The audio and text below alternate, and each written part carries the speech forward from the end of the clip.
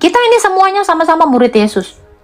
Kenapa kalau yang satu salah kita tegur tidak boleh? Boleh. Sesama murid itu saling menegur dan saling menguatkan, saling mengajar bahkan. Ya toh? Rasul itu murid Yesus yang paling sulung. Mereka mengajar kita, murid yang paling bungsu. Ya, yang bungsu itu adalah kita. Bukan iman sebelah. Iman sebelah bukan saudara bungsu ya. Cuman tahu tok. Saya tanya kamu kenal Yesus yang mana? Kalau kamu kenal, Kalau kamu akan menceritakan. ini Kak, kasih saya referensi dulu. Kalau Kakak Yesus yang mana? Biar saya bisa menjelaskan gitu, apa yang harus dijelaskan. Tuh, kalau saya Kakak jelaskan, percaya Yesus yang mana? itulah penjelasan saya. Saya mau udah pasti bisa Enggak lah. jelasin. Enggak mau tuh. Saya sudah jelaskan. Loh, kalau kamu Ini saya percaya saya, Yesus Kristus. ya kamu nyontek. Dia yang akan datang kedua kalinya. Dialah putra dari Maria, ayahnya Yusuf. Apalagi yang harus dijelaskan? Cuman itu toh. Nggak kenal. Bukan itu toh, tapi itu dia singkatnya.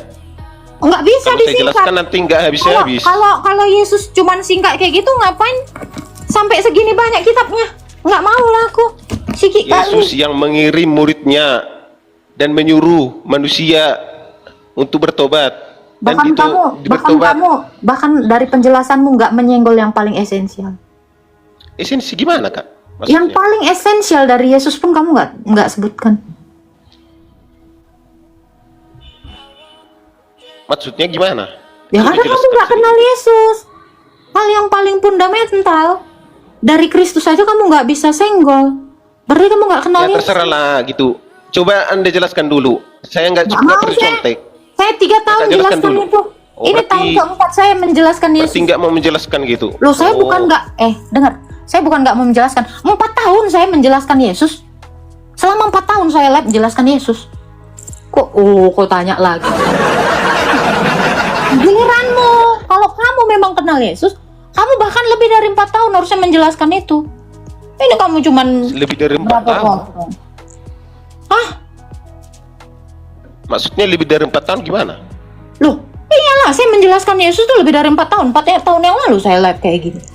Jelaskan Yesus terus. Oh kamu tahu Ya cuma saya jelaskan garis besarnya. Oh saya nggak pakai garis besar, saya semuanya saya jelasin. Oh gitu, saya jelasin dulu. Makanya tadi pertanyaan si bapak Yesus itu. yang lahir di Bethlehem. Dia yang mengajar selama 30 tahun. Yesus yang mengirim para muridnya untuk menyebarkan Kristen, menyebarkan ajarannya, dan dia menyuruh agar dibaptis dengan nama Bapa, Putra, dan Roh Kudus. Jadi Yesus yang mana lagi? Yesusan. Iya, Yesus yang diserupakan. Karena kamu nggak menjelaskan dia itu ngapain. Yesus yang diserupakan gak menyuruh untuk membaptis. Tuhan, di bawah aja lah kau bang. Pusing kali. Esensi dari Kristus datang ke dunia aja kamu gak tahu. Kalau cuma bilang Yesus yang adalah ini, Yesus yang ada, itu anak TK juga bisa bang. Kamu yang paling esensial dari Yesus adalah dia Allah yang jadi manusia. Dia mati untuk kita semua. Itu loh. Itu hal yang paling fundamental. Dia adalah Allah, anak tunggal Allah yang menjelma dari seorang perawan jadi manusia, yang hidupnya dia peruntukkan untuk keselamatan manusia dengan menghapus dosa dunia. Itu kamu yang paling esensi aja nggak tahu. Yesus yang utus murid, saya nggak peduli saya. Untuk apa yang itu? Itu loh maksud saya. Dia yang adalah anak Allah, anak tunggal Allah yang jadi manusia. Itu sekaligus nabok RT 6 nih yang ada di sini nih. Kan tadi saya udah bilang, maksud saya adalah begini. Sekalipun dunia memandang rendah kamu, Rasul Paulus bilang, saya adalah sampah dunia. Itu kata Yesus. Kenapa? Karena cacian, hinaan. aniaya, fitnah, itu memang ada untuk kita semua yang menanggung itu. Gitu loh. Itu adalah tanggungan kita bahwa kita harus difitnah. Sebab nabi-nabi juga sudah dianiaya sebelum kamu. Jadi kalau ada orang yang mengatakan kamu A, B, C, D, E, F, G, fokuslah sama Tuhan Yesus. Karena semua kata-kata orang itu tidak mempengaruhi imanmu terhadap Yesus. Jadi kalau ada oknum yang nyerang kamu, kamu jadi tertekan, berarti kontrol itu tidak ada pada dirimu. Berarti Roh Kudus itu tidak ada padamu untuk menguatkan kamu. Itu maksud saya. Apa orang bilang saya kupu-kupu? Saya nggak lantas jadi kupu-kupu kok. Saya tetap seperti adanya saya. Aku yang seadanya aku, ya itu, gitu loh. Maksud saya adalah, kamu gak perlu hiraukan kata-kata orang, tetapi berjalanlah beriringan bersama-sama dengan Tuhan. Sebab Tuhan Yesus Kristus itu ada di dalam kamu, dan Dia di dalam kamu. Itu maksud saya.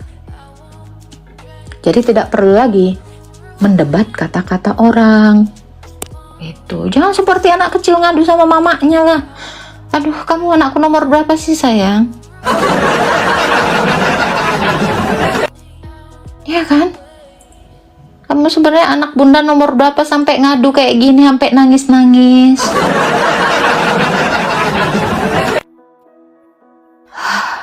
Berarti banyak di antara kita yang tidak kenal Yesus. Saya kalau ditanya tentang Yesus, saya bisa berpuluh-puluh tahun nanti nggak bisa berhenti ngomong, cuman mau ngomongin Yesus. Karena begitu banyak, bahkan kata Yohanes juga bilang, tampaknya kalau semua diceritakan tentang Yesus, dunia ini tidak sanggup memuatnya gitu. Kenapa? Sebanyak itu kita kenal Yesus. Tapi coba lihat Tuhan-Tuhan orang lain. Mereka akan bingung menjelaskan kenapa, karena tidak kenal. Kalau kita orang Kristen, wajib kenal Tuhan Yesus. Karena apa? Dia sendiri datang memperkenalkan dirinya kepada kita. Dia yang adalah Allah yang bersama-sama dengan Sang Bapa dalam kekekalan. Dia yang sudah ada sebelum dunia ini ada, merendahkan dirinya ke dunia demi menyatakan kasihnya kepada kamu dan saya dan kepada seluruh dunia. Akan ada banyak kata-kata untuk menjelaskan Tuhan Yesus karena Dia hidup. Nah, kalau kamu menjelaskan misal batu, kamu akan sedikit menjelaskan batu. Kenapa? Yang dari kamu lihat aja dia nggak bergerak, dia nggak ngomong, dia diam aja. Sedikit, kenapa mati? Tetapi dia adalah firman Allah yang hidup. Maka kita harus banyak menjelaskan tentang Dia. Gitu. Batu lagi kata si Alia.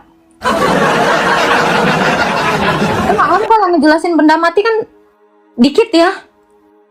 Dikit gitu. Oke, silakan Eagle. Siang Kakak Gata, sehat selalu. Ya, selamat pagi. Silakan Pak Eagle. Salam. Oh, di tempat kami di Indonesia lagi siang nih. Oke, karena bumi tidak datar. Ya, salam. Sepemahaman saya bahwa Katolik itu melakukan tradisi-tradisi yang diajarkan oleh Bapak Gereja, merupakan warisan-warisan dari pendiri gereja dari masa lalu. Mungkin kalau gereja Ortodoks kan yang pertama, sepemahaman saya itu yang tertua lah. Yang Katolik Ortodoks. Anda Protestan? Saya Protestan kan? Oke. Kalau Anda Protestan, Anda harusnya tahu kenapa Luther keluar dari Katolik. Kalau memang Katolik adalah lurus. Tahu. Ya sudah, kenapa kamu tanya lagi? Oh, itu maksudnya ditanya. Mungkin ada hal-hal lain yang tidak saya Kamu pahami. aja Katolik yang sudah protes. Oke, thank you. Sudah. Oh, udah. Oke. Kita sekarang gini aja, kita saling menghargai dan saling menghormati. Ya, betul, Kita betul, tidak betul. perlu menunjukkan salah si A, salah si B, salah si C, atau salah kita sendiri, atau salah saya sendiri. Kita tidak fokus kepada itu, tetapi fokuslah kepada pembaharuan iman. Maksudnya pembaharuan iman bukan dogmanya dibaharui, tetapi fokuslah kamu yang kalau kodratmu adalah baik, kamu perbaharui yang tidak baik itu dari dalam. Oke. Siap. Coba saya hanya tergelitik tadi. Mungkin ada hal yang saya tidak pahami, makanya saya mau tahu aja tadi. Tapi saya sudah paham. Sudah paham, mungkin lupa ya. Nah, oke. Oke, turun. Oke. Nah, Tuhan memberkati. Amin, amin. Gitu ya. Jadi sebenarnya karena ada pertanyaan dari tadi, makanya jawaban saya seperti itu. Dan terkesan menohok, tapi percayalah, saya tidak pernah mau, ya, saya tidak mau mengkritik iman A, iman B, iman C, iman D, iman F. Ya, saya bukan mau mengkritik ini. Tetapi saya hanya menanggapi apa yang ditanyakan orang gitu. Jadi kalau kamu bernarasi saya memecah-memecah, sebelum saya memecah emang udah pecah. Wah, logikanya kan seperti itu. Dan perpecahan, perbedaan dogma itu memang itu sudah kita rasakan. Jadi jangan munafik gitu loh. Jangan seolah-olah kita menutup mata untuk itu gitu loh. Tetapi fokus kita adalah itu tadi, memperbaikinya dari dalam. Ngerti tidak? Fokus kepada memperbaiki dari dalam. Apa sih yang kurang dari sini? Kita ini semuanya sama-sama murid Yesus. Kenapa kalau yang satu salah kita tegur tidak boleh? Boleh. Sesama murid itu saling menegur dan saling menguatkan, saling mengajar bahkan. Ya toh? Rasul itu murid Yesus yang paling sulung. Mereka mengajar kita, murid yang paling bungsu. Ya, yang bungsu itu adalah kita. Bukan iman sebelah bukan saudara bungsu ya. Oke. Kita bicara bungsu bukan ini, itu dia bukan bungsu kita. Bungsu itu kamu, bungsu itu kita. Karena yang paling sulung adalah orang-orang kudus yang sudah mendahului kita. Itulah gereja yang sulung. Ya, yang batu dodo. Nah, makanya saya bilang ya, yang bilang saudara kita yang bungsu, saudara, kau aja saudaraan, saya nggak mau saudaraan. Mohon maaf ya, saya nggak biasa saudaraan sama yang nggak beriman kepada Yesus. Ya kalau kamu mau beriman, mau bersaudaraan dengan yang beda iman ya seterah kau gitu. Ya, Alia ya, Alia ini calon saudara kita ya, mau Kristen ini. Gitu loh. Jadi kalau ada teman kamu, ini kan sama murid, kita sama murid. Kalau ada teman kamu salah, yang itu salah, yang ini gitu ya. Yang sebelah nggak diajak. Kenapa? Kalau mau diajak, jadilah Kristen. Enggak lah, penuh nanti sorga bun. Rahim Bunda Maria aja lebih luas dari sorga, jadi aman. Sorga itu sangat tidak terbatas, ya. Jadi bukan masalah bun kalau yang sebelah diajak nanti surga penuh. Fokus kita bukan kepada itu. Fokus kita adalah nanti mereka enak selamat. Kadang-kadang ya jiwa iri saya itu keluar ya. Udahlah, ngapain kita nginjilkan Tuhan? Biarin aja orang itu nggak mau selamat kok, biarkanlah. Nanti jadi selamat pula orang itu. Tapi kan ingat lagi kata Yesus kan, jangan menjadi seperti hamba yang udah dikasih talenta, tidak menghasilkan gitu loh. Nanti kita yang dihukum. Ya kan? Gitu, itu aja. Aku sebenarnya males ya ngajak-ngajak si Alia ini untuk selamat ya. Cuman karena aku pikir aku takut dihukum aja. Nggak ada yang lain loh. Terpaksa aja kok aku ngasihin kau daripada aku dihukum. Sebenarnya dalam hatiku udahlah biarin aja lah Tuhan, orang itu sendiri kok yang nggak mau percaya, nggak mau selamat, los lah aku bilang. Tapi Yesus bilang janganlah kayak gitu. Nah itulah kan baik kali emang Tuhan Yesus ini ya kan. Udah nolak pun orang itu ajaklah. Nah aku bingung ya, kasih Tuhan ini memang nggak ada batasannya. Itu yang membuat saya itu ya kecintaan banget sama Tuhan Yesus. Ya kenapa? Ya karena dia baik banget, Cok. Bahkan dia bilang, standarnya kamu saya ampuni. Kamu ampuni sesamamu. Itu dalam doa Bapa kami. Ih, gokil banget. Keren banget kan? Bahkan dia bikin gitu loh standarnya. Cemana terpaksa aku mengampuni kau. Walau dalam berat hati ya. Tapi kupaksakan ikhlas lah. Nah kayak gitu ya kan. Kalian ini langsung udah berapi-api, emosian.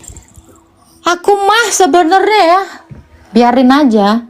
Mengingat hukuman Yesus itu berat banget ya. Makanya gua kayak gini. Kalau nggak males aku. Silakan Cahaya. Halo kakak. Ya halo silakan. Berhubung dengan yang kakak bicarakan tadi tentang kasih itu kan, Silakan. kenapa sangat sulit sekali dilakukannya kak? Ah kau itu mana ada sulit. Hari ini saya ke gereja, besok ada kelas, sudah nggak bisa ngomong sama yang lain. Ya Berat. besok ke gereja lagi, kudus lagi. Orang itu ada kok disuruh Yesus. Ya memang setiap orang itu seperti itu sayang. Coba saya tanya kamu, anak bayi begitu lahir langsung lari nggak? Nggak, butuh proses. Ya kau pun gitulah. Masa kau langsung kudus, tiap hari kudus saja, ya udah bawalah aku Tuhan, aku udah kudus, gitulah. Kenapa? Saya kan tidak hafal Alkitab, jadi satu ayat yang bisa menguatkan saya ayat apalah. Loh, saya tidak hafal Alkitab satu ayat. Nggak boleh. Minta Nggak satu boleh. ayat, nanti saya buka. Oke. Tapi maksud saya adalah gini, ingat penghukuman Tuhan Yesus. Jadi satu ayat yang mau saya kasih adalah Allah adalah api yang menghanguskan. Ingat itu. Kalau kamu ada ayatnya, tunggu. Nih. Ini saya pakai ayat nakut-nakutin ya. Kan lu katanya nggak hafal tapi mau kan diingatkan kan? Ya kan? Ya.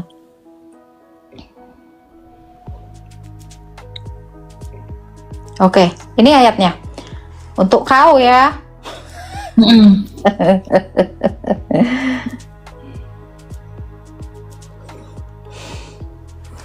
Ibrani 12 ayat 29. Ibrani 12 ayat 29-nya. Sebab Allah adalah api yang menghanguskan. Nah, jangan kau coba-coba.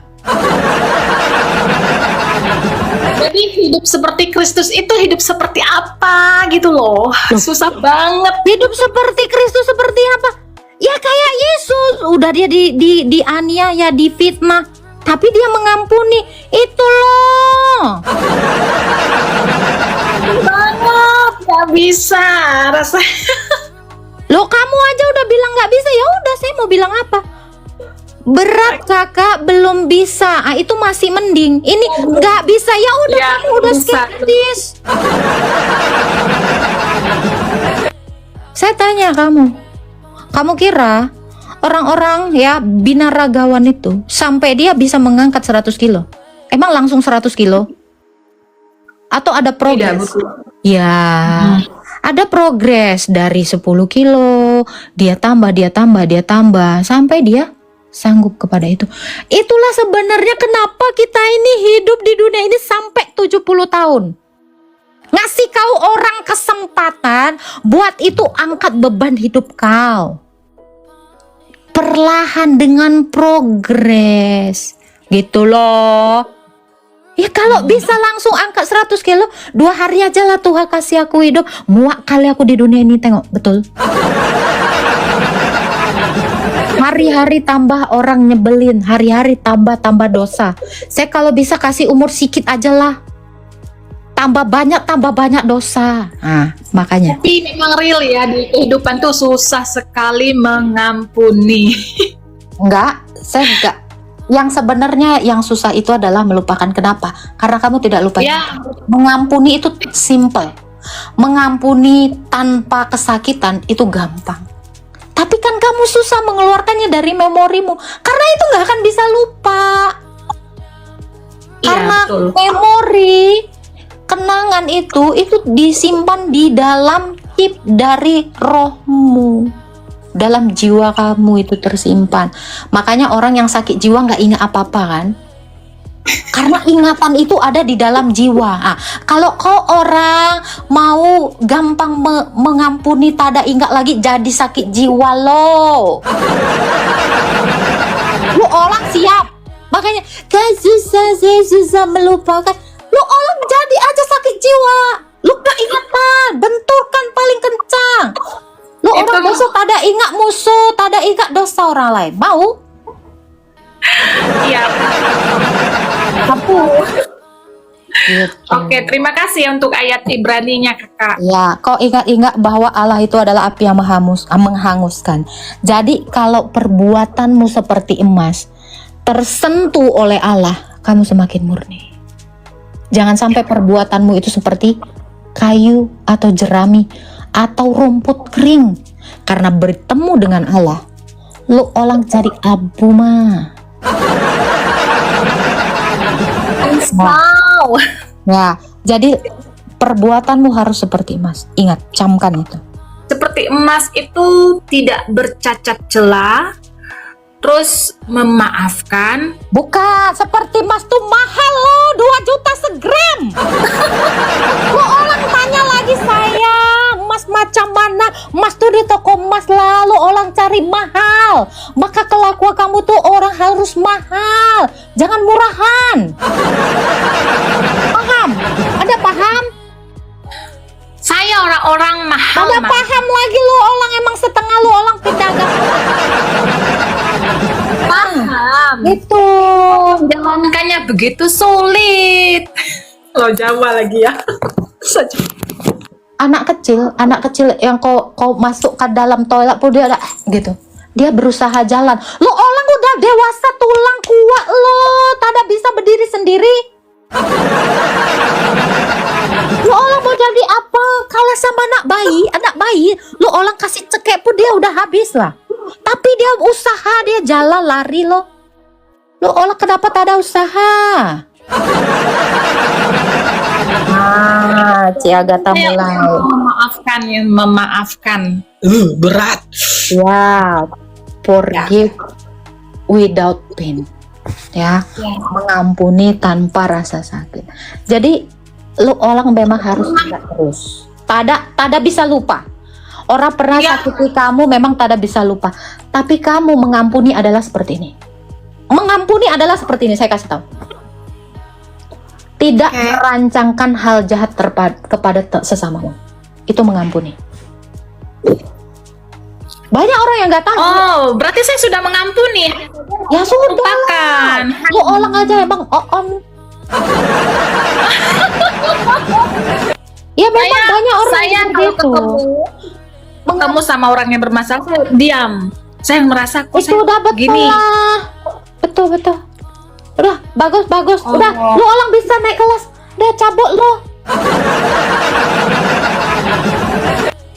Iya kayak gitu. Jadi mengampuni itu adalah kamu tidak ingin dia jatuh. Kamu tidak merancangkan hal yang jahat untuk menjatuhkan Tidak. dia. Itu sudah mengampuni. Tapi kita nggak bisa Menjatuhkan penghukuman. Oh, yang tadinya kita warna lipstiknya warna apa itu? Lu alang sulam bebe lah.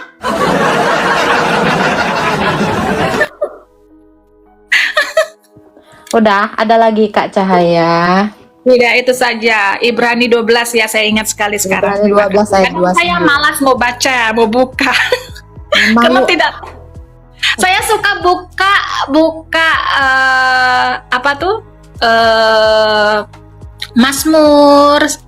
Saya suka lah bermazmur sedikit gitu, bernyanyi-nyanyi. Esok ditambah, jangan sikit-sikit aja. Hari ini ada 2 mazmur, besok tambah 1 mazmur. Tak ada berat loh kalau dicicil. Betul tak?